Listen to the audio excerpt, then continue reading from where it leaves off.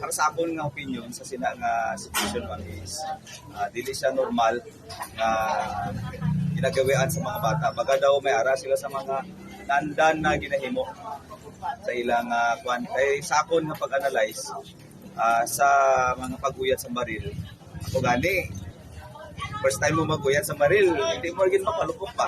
Diba? Hindi mo siya mapalupok na. Ato sila, ang akon nga expectation sa to, natudluan na to sila. Paano ikasa, paano i-reload, paano maghutang sa bala, paano gamiton.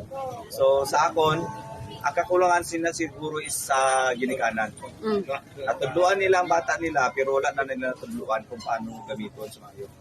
Itudluan nila ang bata nila para gamiton sa di mayo. No?